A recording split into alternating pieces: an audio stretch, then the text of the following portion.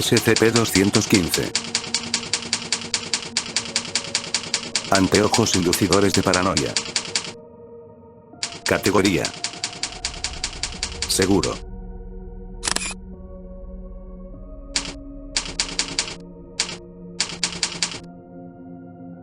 Descripción: SCP-215 es un par de anteojos de prescripción diseñados para corregir la miopía. Cuando es usado, SCP-215 induce en el usuario la creencia de que objetos inanimados son conscientes y capaces de comunicarse con él. La severidad de esta alucinación varía de usuario a usuario, pero generalmente se fortalece con el tiempo si SCP-215 es usado regularmente, y en los peores casos se manifiesta como un caso severo del desorden obsesivo-compulsivo, culminando en un miedo irracional hacia todas las máquinas. No se ha definido una cantidad de tiempo segura para usar a SCP-215. Aunque el comienzo de las alucinaciones por lo general tarda al menos 24 horas en aparecer, depende en gran medida de la disposición psicológica del usuario antes de que SCP-215 sea colocado, y se sabe que las personas que ya tienen alguna variante del desorden obsesivo-compulsivo, sinestésico o tecnófilo sufren de los efectos de SCP-215 menos de una hora después de ponérselo. Retirar a SCP-215 no elimina la alucinación, aunque los métodos normales de terapia han sido efectivos en los casos menos severos, siempre y cuando no se coloque a SCP-215 de nuevo. Una completa recuperación puede convertirse en una recaída total en menos de un día debido al regreso de SCP-215. Hacia el fin de la segunda semana, los usuarios tienden a resistirse con violencia a cualquier intento por separarlos de SCP-215. Estudio de caso 215-999-83-D. 99.983-D, mostró una progresión típica de los síntomas relacionados con SCP-215. El sujeto no tiene registros de enfermedades mentales antes de la iniciación del experimento. Semana 1, día 1. A 99.983-D se le da una posición temporal como asistente de investigación del Dr. Naamdi y le es proporcionado SCP-215 como reemplazo de sus propios anteojos, destruidos por el personal de la fundación. El sujeto se quejó, diciendo que SCP-215 no coincidía con su prescripción original, y declaró que sufría de visión borrosa y dolores de cabeza al finalizar el día. Semana 1, día 3. El sujeto dejó de quejarse acerca de su visión borrosa y comenzó a referirse a SCP-215 como Steve. El sujeto declaró que Steve y yo nos llevamos bien. No somos exactamente una pareja creada en el cielo, pero nos entendemos. El sujeto no le asignó nombres ni personalidades a ningún objeto aparte de SCP-215. Semana 1, día 6. El sujeto comenzó a asignarles personalidades a dispositivos mecánicos y eléctricos con los que interactuaba regularmente, incluyendo la computadora en la que escribía, la cafetera de la sala de descanso, el refrigerador, el microondas, y la agenda electrónica de bolsillo que le había sido dada por el Dr. Naamdi. La mayoría de las interacciones incluyeron quejas acerca de la falta de cooperación por parte de estos dispositivos.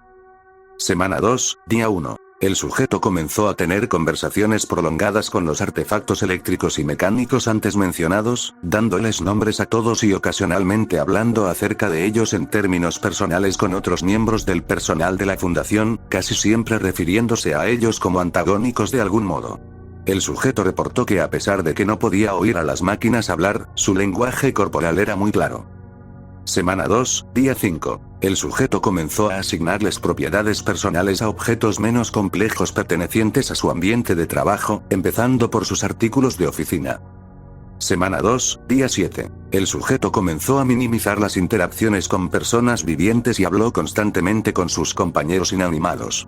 Las discusiones con los psicólogos para el personal indicaron una compleja red de relaciones entre 99.983-D y los objetos.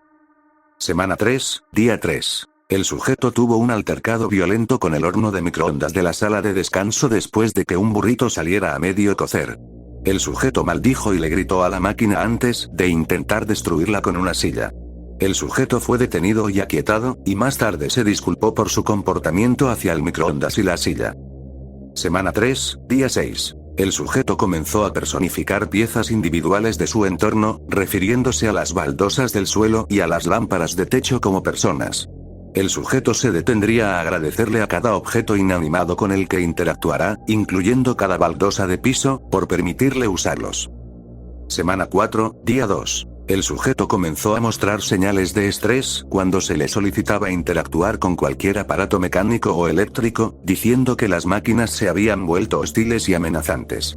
Los problemas mecánicos y los procedimientos fallidos llevados a cabo por cualquier máquina en presencia de 99.983-D fueron interpretados como señales de una inminente rebelión.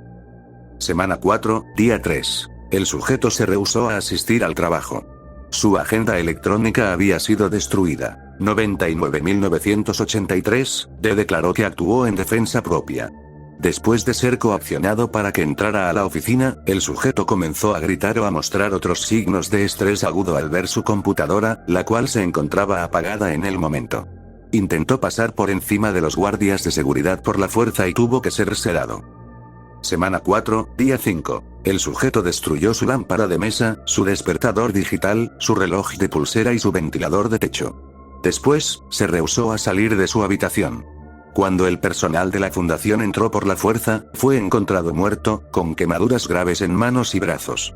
Se presume que se electrocutó al intentar desmantelar el circuito eléctrico del cuarto. Anexo.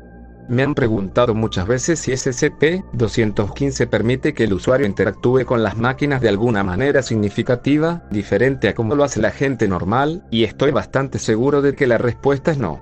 He hecho cada prueba que se me ha ocurrido, y toda la evidencia que he visto sugiere que las máquinas vivientes existen solo en la cabeza del usuario. Hay cosas en esta fundación que pueden volver real lo que crees, pero esta no es una de ellas. Dr. Naamdi. Procedimientos especiales de contención. SCP-215 no representa ninguna amenaza a menos que sea utilizado, y, por lo tanto, debe ser mantenido en la oficina del Dr. Naamdi hasta que su estudio concluya. SCP-215 debe ser mantenido en su estuche cuando no esté en uso, con el fin de prevenir rasguños en las lentes. Fin del reporte. Sígueme y comenta cuál otro SCP deseas conocer.